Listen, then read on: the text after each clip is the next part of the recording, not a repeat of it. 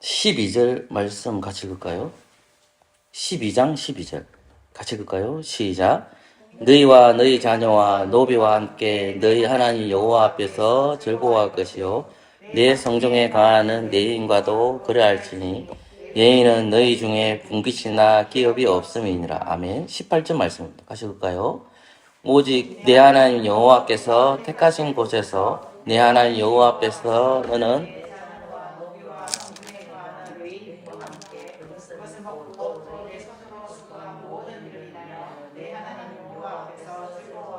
아멘. 신명기 12장 전체를 읽어보면 예배의 장소를 하나님께서 모세에게 가르쳐 주시는데 그 택하신 곳을 얘기하거든요. 그러니까 이스라엘이 하나님께서 택하신 곳에서만 예배를 드려야 한다는 말입니다. 근데 이거 택하신 것을 이제 다윗이 다르다는 말, 의미가 다르다는 말 아닙니다. 다르게 표현하는데 그 다르게 표현하는 것이 뭐냐면 장막입니다. 또는 성산으로 표현하는 겁니다.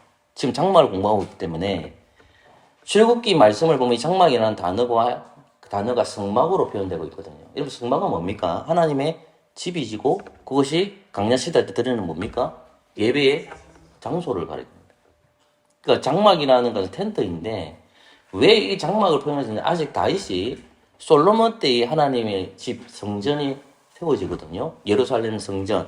그 예루살렘 성전 한 곳에서만 예배를 드릴 수가 있잖아요.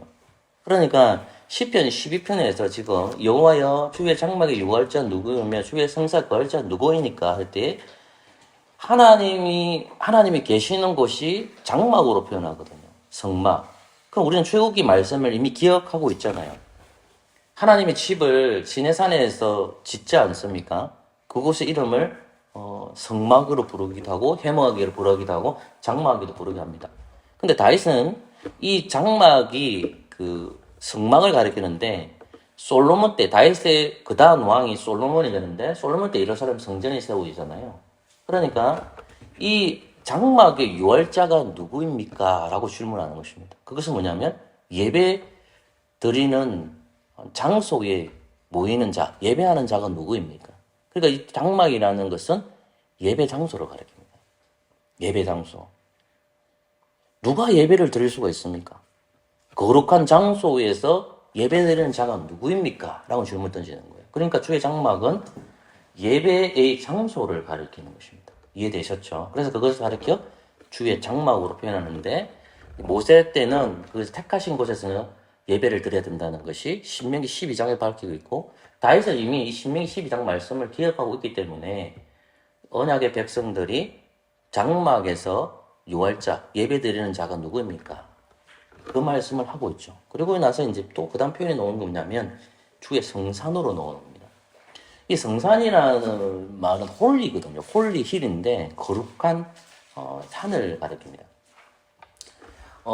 이 말씀은 출애굽기 4장으로 한번 가보실까요? 이건 안 들릴 겁니다. 18장, 28장 됐겠지. 이게 안 됩니다. 출애굽기 4장으로 가보십시오. 이것도 틀린다. 잠시만요. 3장이네요. 3장으로 갈게요. 3장 5절. 3장 5절 같이 읽을까요? 시작. 하나님이 가라사대 이리로 가까이 하지 말라. 너희 선 곳은 거룩한 땅이니 내 발에서 신을 벗으라 돼 있거든요. 여기 거룩한 땅 돼 있죠. 이 거룩한 땅이 어디냐면 3장 1절을 가보십시오. 3장 1절을 가보면 이렇게 돼 있죠. 모세가 그 장인 미디안 제사장 이드로의 양무리를 치더니 그 무리를 강야 서편 인도하여 뭐라 돼 있죠? 하나님의 산 호렙 돼 있죠. 하나님의 산 호렙. 자, 그럼 보십시오. 이 하나님의 산을 3장 5절에서 뭐라고 표현되어 있냐면 거룩한 땅입니다. 근데 모세가 왜 신을 벗어야 됩니까? 하나님이 거하시는 곳이기 때문에. 부정하는 것이 못 들어가니까 하나님께 모세를 부르셨기 때문에 모세를 하나님 만나기 위해서 그 신발을 벗고 가는 거죠. 그럼 거룩한 땅이 어디냐? 호렙산이죠. 호렙산 누가 임했죠? 하나님이 임재하신 거죠. 그러면 레위기 19장의 말씀을 보면 19장 2절에 보면 하나님은 거룩하시다고 했잖아요. 거룩하신 하나님이 계신 곳이 지금 호렙산인데 그 땅이 거룩한 성산이 됩니다. 거룩한 산. 하나님이 임재하신 곳을 성산이라고 얘기하는 겁니다. 그러니까 그러면 하나님의 집에 하나님의 성산의 유할자가 누구이며 하나님의 장막의 유할자가 누구냐 이 말은 예배의 장소를 가리키는 거죠. 예배의 장소. 그럼 이스라엘 백성들이 어떤 공동체라는 것을 가르쳐 줍니까? 예배자라는 거죠. 예배 공동체라는 거. 우리는 출애굽 19장에서 이스라엘 백성이 누구의 소유가 되었습니까? 하나님의 소유가 됐잖아요. 그들이 거룩한 백성이 된 거죠. 맞습니까? 자, 그러면 다윗이 지금 시편 15편에서 주의 장막의 유할자가 누구이며 주의 성산에 거할 자가 누구입니까? 이 말은 이스라엘이 어떤 공동체냐? 예배하는 공동체이고 하나님께서는 이 예배하는 공동체에게 거룩한 장소를 만들어 놨는데 그것이 장막이고 성산이라는 겁니다. 솔로몬 시대 갔을 때는 이것이 바뀔 겁니다. 뭘로 바뀔까요? 성전으로 바뀝니다. 그 성전이 어디 세워집니까? 산에 건설되죠. 예루살렘 위에 건설되는 겁니다. 그 예루살렘 위에 성전이 세워집니다. 그래서 예루살렘을 또 다르게 표현을 뭐로 부를 수 있습니까? 하나님의 산이라고 부를 수 있는 거죠. 하나님의 성산이라고 부를 수 있는 거잖아요. 그러면 구약시대의 다윗이 예배의 장소가 어떤 곳인지 하나님 택하신 곳을 말씀하고 있는 거죠. 그죠? 근데 우리는 신약시대에 살아가는 우리는 이제 더 이상 예루살렘이나 성막이나 장막으로 가시지 않지 않습니까? 그러면 우리는 다 같이 그 예수 그리스도께서 이 땅에 오신 목적을 확인하게 됩니다. 다윗은 시편 15편에서 하나님께서 언약의 백성들을 위해서 예배의 거처가 되어 주셨다라고 말씀합니다. 그것이 성막이고 그것이 주의 성산으로 표현합니다. 그럼 똑같이 우리도 주의 장막과 주의 성산으로 고백할 때에 우리는 해막으로 가든지 성막으로 가든지 주의 성산으로 우리는 더 이상 가지 않습니다. 왜 그렇습니까? 예수 그리스도께서 예배의 장소가 되기 때문이죠. 예수님이 예배의 장소가 되는 거예요. 그러니까 우리는 이 돌덩어리나 아니면 텐트를 아름답게 꾸밀 필요가 없어요. 예배당을 아름답게 꾸밀 필요가 없어요, 이제는. 왜요? 주님이 우리의 해막이 되셨고, 주님이 우리의 성전이 되셨고, 주님이 우리의 성산이 되셨기 때문에 그렇습니다. 요한복음 1장으로 다 봤던 구절이지만 한 번 더 확인합시다. 요한복음 1장입니다. 조금만 더 하면 말씀하시도록 할게요. 요한복음 1장 14절 많이 봤던 구절 중에 하나입니다. 요한복음 1장 14절입니다. 같이 한번 읽어볼까요? 시작. 말씀이 육신이 되어 우리 가운데 가시네 우리가 그 영광을 보니 아버지 독생자의 영광이 은혜와 진리가 충만하더라. 아멘. 여기서 말씀은 1장 1절에 나오는 예수님을 가리킵니다. 예수님은 완전한 인간이시고 완전한 하나님이신데 이제 14절에서는 완전한 인간이심을 얘기하죠. 그러면 말씀이 육신이 됐다. 예수님이 육신이 이 땅에 오셨는데 우리 가운데 거하심에 되어 있습니다. 이스라엘 안에 거하시다는 말을 보면 거하시다는 말이 텐트를 치시면 예수님이 뭐가 되셨단 말입니까? 성막이 되셨다. 하나님과 우리 사이가 뭘로 단절되어 있죠? 죄로 말미암아 거룩하신 하나님 앞에 나아갈 수가 없잖아요. 그럼 이스라엘 백성들을 만나게 해주기 위해서 하나님께서는 성막이 되어 주셔야 되고 하나님께서는 성전이 되어 주셔야만 만날 수가 있는 거잖아요. 맞죠? 그러니까 예수 그리스도께서 자신이 예배의 장소가 되시기 위해서 언약의 백성들 교회를 위해서 그건 뭐가 되신 겁니까? 언제나 성막이 되어 주신다는 말입니다. 그 성막이 되어 주셔야만 누가 들어갈 수 있는 거죠? 그리스도의 속죄로 말미암아 우리가 하나님을 만날 수 있는 거죠. 그러니까 예수님이 성막이 되셨다라는 말씀이 1장 14절에서 말씀할 수 있습니다. 그래서 다윗이 고백한 것처럼 우리 또한 주의 장막의 거할 자가 누구냐라고 할 수 있죠. 이 주 장막은 누구를 가리키는 겁니까?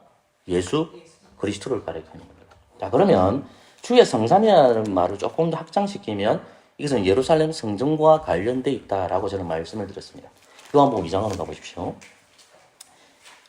말씀을 자꾸 보고 이해하셔야 됩니다. 자꾸만 우리 감정, 우리의 삐를 의존하시면 안 됩니다. 그거 버리셔야 됩니다.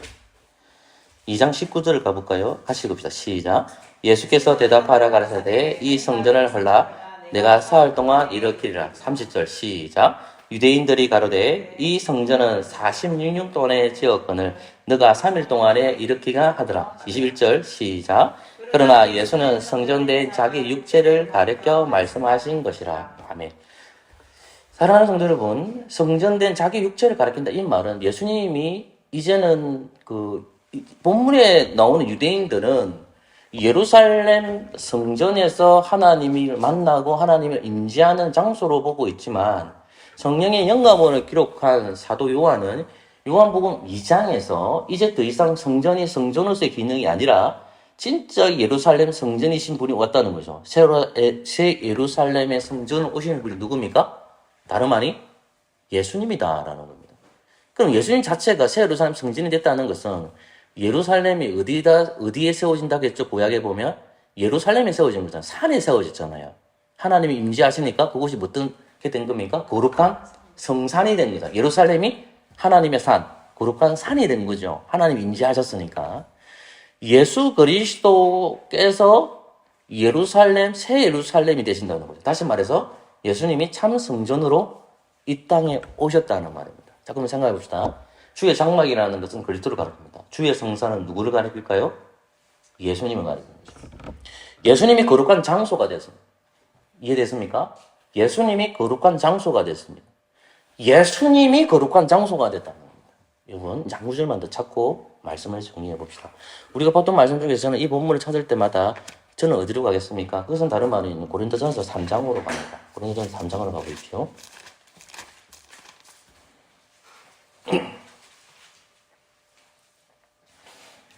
고린도전서 3장 찾았습니까? 한 구절만 같이 보도록 하겠습니다. 일단 9절 말씀을 같이 읽어볼까요? 9절입니다. 시작. 우리는 하나님의 동력자이요. 아멘. 그 다음 16절입니다. 시작. 너희가 하나님의 성전인 것과 하나님의 성령이 너의 성전을 알지 못하느냐. 아멘. 사도 바울은 성령의 영감으로 고린도 교회에게 편지를 썼고 여기서 너희가는 고린도 교회를 가르칩니다. 자, 그런데 너희가 하나님의 성전이라 했죠. 자, 성전이 사람입니까? 돌입니까? 여기서 사람을 가르치죠. 고린도 교회입니다. 그런데 그 사람에게 하나님의 신이 임했죠. 신이 누구죠? 성령님. 성령님이 임한 겁니다. 이해했습니까? 제 말을? 자, 예배의 거처가 예수님이 예배의 장소가 됐습니다. 예배의 장소가 됐습니다. 그리고 그 예배의 장소에 성령님이 충만하십니다. 그 성령님께서는 고린도 교회를 그리스도와 연결시켜 주심으로 고린도 교회도 무엇이 충만하게 됩니까? 성령님이 충만하게 됩니다. 이 말씀은 우리에게 주어진 말씀이죠. 주의 장막과 주의 성산, 예배의 장소를 인정하는 자는 성령님을 통해서 예수님이 우리의 장막이십니다. 예수님이 우리의 성산이십니다. 우리는 도저히 하나님 앞에 나아갈 수가 없는데 그리스도로 말미암아 주님이 장막이 되시고 주님이 성전이 되시고 주님이 거룩한 산이 되심으로 말미암아 성령님을 통해서 우리 또한 장막이 됐고 우리 또한 뭐가 된 겁니까? 성산이 됐죠. 다르게 표현하면 하나님의 집, 성전이 됐습니다. 저와 여러분들은 그리스도 안에서 이제 주님께서 예배의 장소가 됐다면 이제 여러분들은 예배자로 부르심을 받았습니다. 우리 매주일마다 무엇을 합니까? 예배를 드립니다. 누구 때문에요? 주님이 우리의 예배의 장소가 되어주셨기 때문에. 그 예배의 장소에 성령님이 임재하시고 하나님께서 임하시고 그리스도께서 임재하십니다. 그것이 예배의 현장입니다. 눈에 보이지 않는 하나님이시지만 여전히 우리에게 들려주는 음성이 뭐냐? 주님이 우리의 예배의 장소가 되어주셨다는 것과 이 성전이 이제 교회가 됐고 교회 안에 성령님이 충만한 사람들은 예수 그리스도를 예배의 장소로 고백할 것입니다. 그래서 성령님이 충만하지 않고 성령님이 거하지 않는 사람은 예수 그리스도를 예배의 장소로 고백하지 않을 것입니다. 그러니 그리스도의 은혜에 감사합시다. 그리스도께서 예배의 장소가 되어 주셨고 그 결과로 말미암아 성령님을 통해 우리는 예배의 자로 부르심을 받았습니다. 그 사실을 믿는 저와 여러분 되시기를 소망합니다. 아멘.